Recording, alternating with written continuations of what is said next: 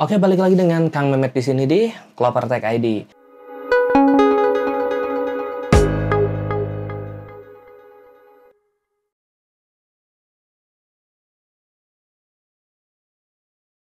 Oke, di episode kali ini kita akan merakit PC dengan budget 1 jutaan saja.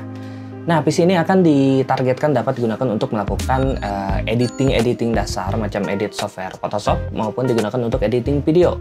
Bahkan PC ini bisa digunakan untuk live streaming. Live streaming ya, bukan live streaming sambil gaming, karena PC ini bukan diperuntukkan untuk gaming. Oke, kita mulai untuk prosesor yang digunakan. Di sini kita menggunakan prosesor Intel generasi 2 ya, yaitu Intel Core i5 2400. Yang dimana saat ini generasi kedua Intel ini harganya cukup jatuh ya. Di awal-awal itu harganya sekitar 400.000, sekarang kalian bisa dapatkan dengan harga di bawah 150.000 saja. Bahkan itu sudah termasuk dengan fan-nya. Nah, untuk motherboard di sini saya menggunakan motherboard bekas atau second dari Asus, yaitu yang menggunakan chipset H61. Nah, untuk motherboard generasi 2 ini sudah cukup murah juga, bahkan kalian bisa dapatkan di harga di bawah 300.000, tapi yang saya beli ini ada di harga 350-an ribu lah, kurang lebih segituan. Nah, oke, selanjutnya untuk bagian RAM, di sini saya menggunakan RAM 2 keping 4 GB dari Samsung yang bisa kalian dapatkan di harga 150 ribuan saja. Oke, sebenarnya di sini saya ada kepikiran apakah pakai RAM 8 GB 1 keping, tapi setelah dipikir-pikir kembali karena budget build-nya terbatas, jadi kemungkinan jika pakai 16 GB, jika diisi semua gitu kan, slotnya berasa terlalu besar dan belum tentu akan dapat digunakan. Jadi lebih baik pakai RAM dual channel dengan total kapasitas 8 GB, karena ya 8 GB tersebut dirasa cukuplah untuk rakitan kali ini. Oke, lanjut untuk PGA atau graphic card. Karena rakitan kali ini bukan untuk gaming, maka saya pilih PGA atau graphic card yang memang dikhususkan untuk workstation, yaitu varian Quadro dari Nvidia, yaitu Quadro K600. Nah, alasan pemilihan PGA ini sendiri karena ini adalah PGA Quadro yang saat ini drivernya masih disupport, setidaknya sampai video ini dibuat. Dimana versi di bawahnya hanya mendapatkan update terakhir itu di tahun 2018. Misalnya Quadro 600. Nah, untuk penamaan mungkin hampir mirip ya, tapi kedua PGA tersebut berbeda. Yang satu menggunakan arsitektur Fermi, sedangkan satu lagi menggunakan arsitektur Kepler. Nah, PGA Kepler ini dan di atasnya yang masih mendapatkan driver update. Oke, untuk harga PGA ini biasanya di marketplace itu kisaran harga 500 sampai 600 ribu rupiah. Oke, next untuk penyimpanan kita menggunakan SSD sebesar 240 GB dari tim, yaitu tim GX2. Mungkin kalian bisa hemat budget kalian dengan SSD yang lebih murah. Tapi saran sih jangan terlalu pelit ya soal harga gitu, apalagi untuk brand-brand yang memang cukup besar macam tim ini. Untuk SSD ini di pasaran biasanya ada di harga antara range 300 sampai dengan 400 ribu saja. Oke, jika kalian cari yang lebih murah, tidak apa-apa. Tapi ada pertanyaan dari saya, kalian cari barang murah apa barang murahan? Karena perspektif murah itu berbeda-beda. Oke, selanjutnya komponen terakhir yaitu casing. Di sini saya menggunakan casing dari Paradox Gaming Luxi yang sudah kita review sebelumnya, dimana di dalamnya sudah terdapat power supply bawaan, jadi bisa lebih menghemat budget juga. Untuk harganya ada di sekitar 350 sampai 400 ribu rupiah. Itu belum termasuk ongkir ya. Oke, mungkin akan ada yang bertanya, apakah power supply bawaan casing ini aman gitu? Sebenarnya jika konsumsi daya komputer kita tidak terlalu tinggi, aman-aman saja karena masih dalam kapasitas si power supply-nya. Lagian biasanya yang konsumsi daya cukup besar itu yaitu VGA. Nah, VGA ini yang kita pakai saat ini gitu kan memiliki TDP ya di 41 watt saja. Jadi tidak akan terlalu membebani si power supply.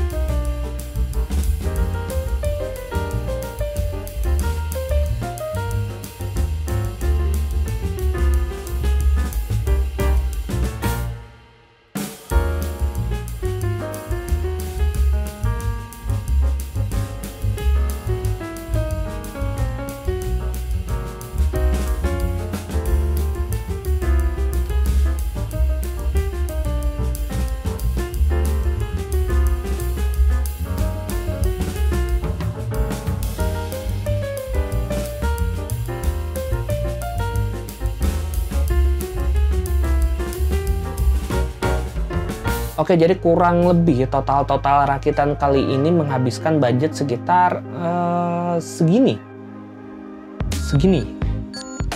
mungkin. Lo kok mati layar? Kurang lebih segini. Oke, gitu ya, segitu. Oke, segini kurang lebih ya. Itu kalau misal belum ditambah harddisk dan sebagainya.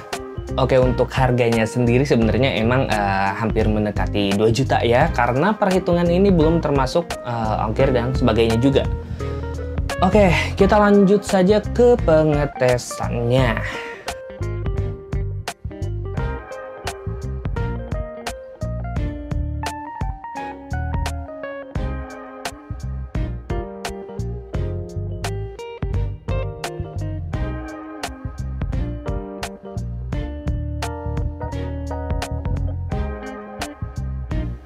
Oke, pada pengetesan di Cinebench R15 kita mendapatkan skor 428 CB.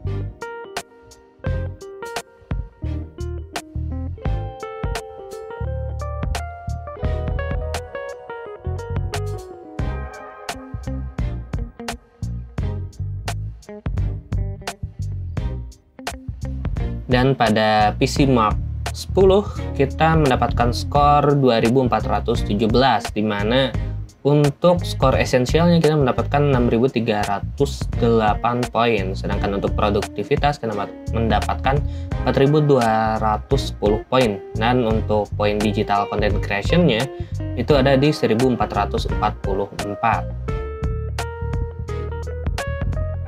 Nah, di sini saya menggunakan PC ini untuk mengedit video review atau unboxing casing yang kemarin. Di sini footage-nya sendiri itu di resolusi Full HD di 30 fps.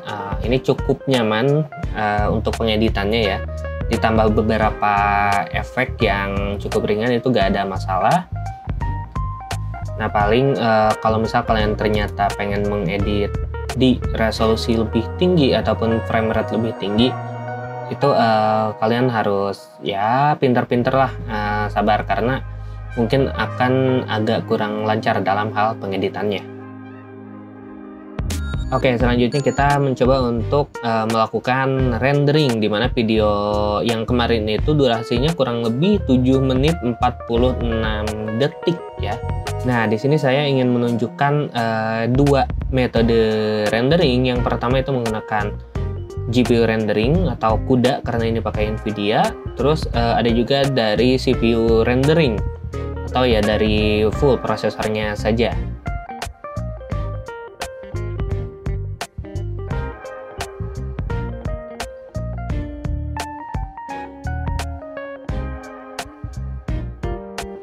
Oke, di sini kita dapat bahwa untuk perenderan menggunakan GPU rendering itu membutuhkan waktu sekitar 13 menit 53 detik.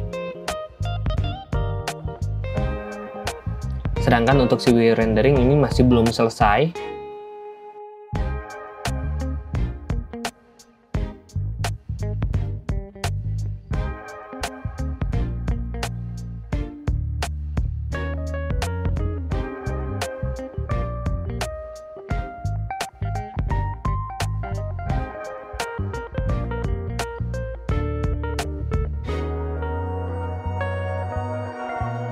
Nah, dan selesai di 44 menit 13 detik. Untuk perbedaannya sendiri ini sangat jauh sekali, hampir 4 kali lipat ya. Makanya dari sini pemilihan GPU untuk editing itu sangat berpengaruh dalam proses kayak gini gitu. Jadi kalian jangan ngasal mentang-mentang, oh ini PC untuk gaming, oh ini untuk PC editing. Tapi untuk GPU-nya bukan untuk hal tersebut.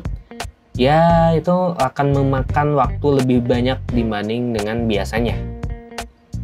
Jadi ya pilih dengan bijak untuk spesifikasi komputer kalian.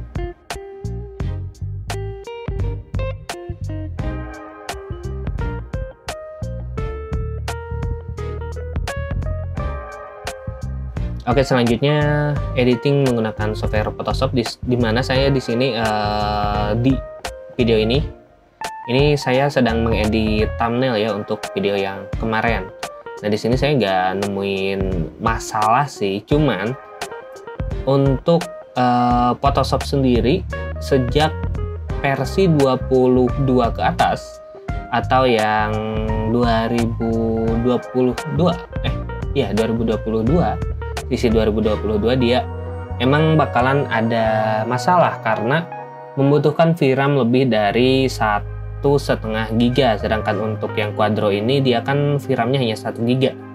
Makanya saya ini menggunakan Photoshop sisi 2021 agar support penggunaan si GPU-nya kayak gitu. Jadi saya iseng-iseng buat main game, ternyata kok bisa gitu. Saya ini coba di GTA 5 sebelumnya, rata-rata FPS yang didapat ini masih di atas 30 fps, hampir 40 juga. Ini untuk settingan paling rendah dan resolusi HD ya, atau 1366x768.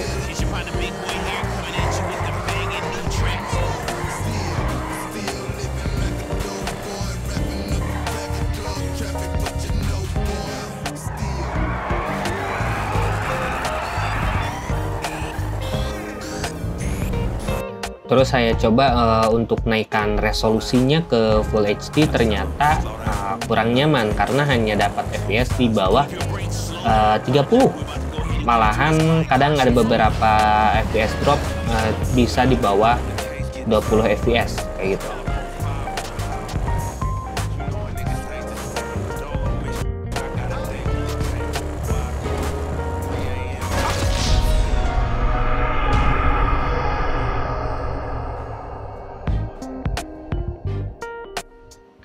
Terus saya juga coba main di resolusi 1600x900, itu cukup nyaman, rata-rata di 30 fps-an.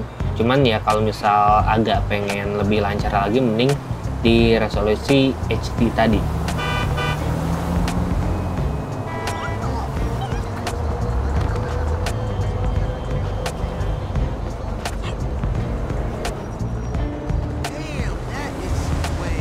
Terus saya juga coba di resolusi paling bawah yaitu 800x600, dia dapat FPS di 50-an.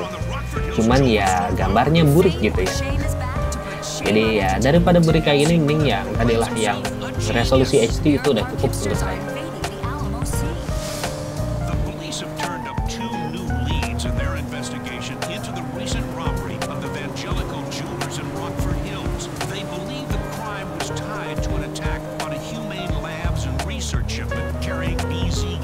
Di game selanjutnya yaitu Dota 2, karena tadi bisa ngegame gitu kan, saya coba di Dota 2 ternyata cukup nyaman juga. Ini saya main di Full HD dengan settingan paling bawah atau lowest, dapat FPS di 90 sampai 100 fps-an.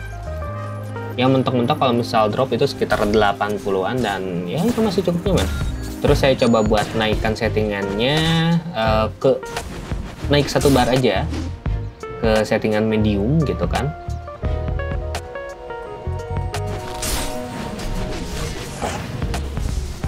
FPS yang didapat jadi sekitar 30 sampai 40 fps-an.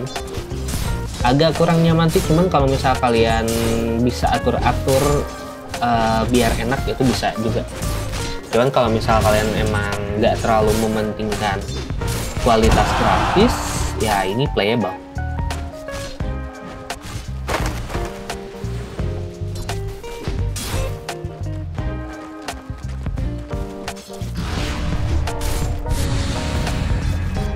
Selanjutnya di game CS:GO. Nah di sini anehnya saya nggak bisa nunjukin FPS-nya ya, karena kalau saya aktifkan ternyata si gamenya dia nge-close. Jadi ya saya tunjukin kayak gini aja ya. Cuman secara permainan ini cukup lancar. Ini di resolusi Full HD kalau nggak salah. Ya Full HD kalau nggak salah ya. Ini cukup playable lah. Meskipun ya kita bisa lihat ini perkiraan FPS masih di atas 30, cuman nggak nyampe 60 FPS. Oke, selanjutnya di game Valorant di resolusi Full HD gitu kan. Ini di settingan paling rendahnya dia dapat FPS di atas 100 FPS. Ya rata-rata masih di atas 100, jarang banget untuk di angka 90 dan sebagainya.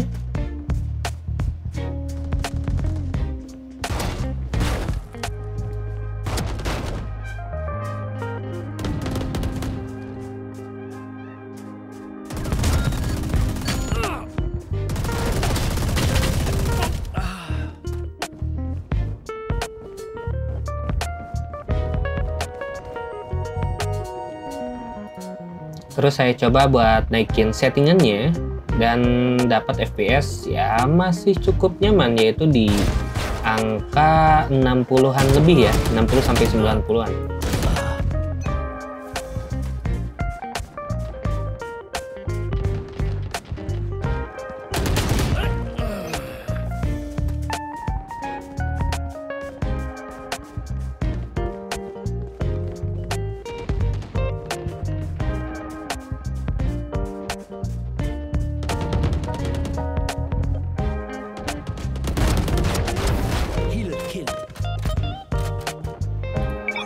Terus saya coba untuk main game Genshin Impact.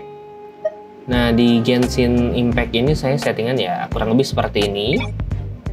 Jadi resolusinya sendiri di HD, dapat FPS 30-an.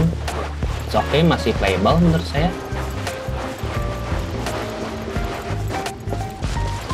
Cuman untuk resolusi di bawah resolusi natif dia Windows ya bentuknya, nggak bisa full screen. Cuman nggak tahu nanti bisa di setting lagi apa enggak. Cuman ya cukup nyaman untuk dipakai buat main game ini.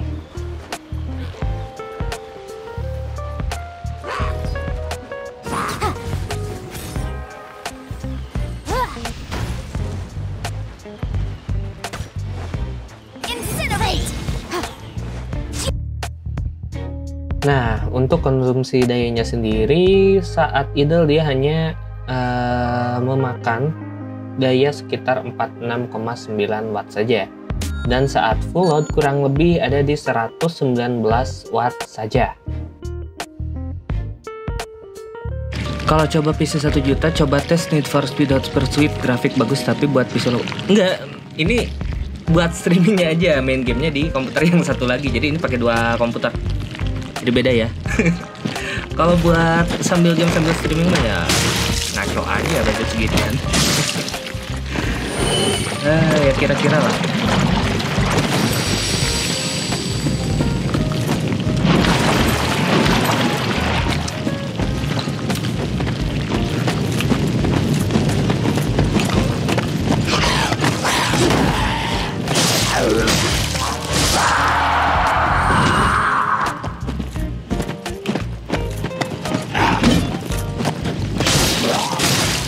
Oke, karena PC ini bisa digunakan untuk live streaming, jadi PC ini juga bisa digunakan sebagai streaming mesin, PC streaming. Caranya yaitu dengan menambahkan video capture card. Jadi kalian nanti bisa streamingkan konsol atau PC kalian tanpa membebani si PC yang digunakan untuk bermain gamenya. Jadi nanti kalian menggunakan dua PC gitu kan. Oke, mungkin begitu saja untuk video kali ini. Semoga video ini dapat membantu kalian yang mau merakit PC untuk editing. Oke, buat kalian yang merasa video ini berguna, silahkan share ke teman-teman kalian. Dan untuk kalian yang menantikan episode lainnya, jangan lupa untuk like, subscribe, dan nyalakan notifikasinya. Oke, saya Kang Mehmet pamit. Bye.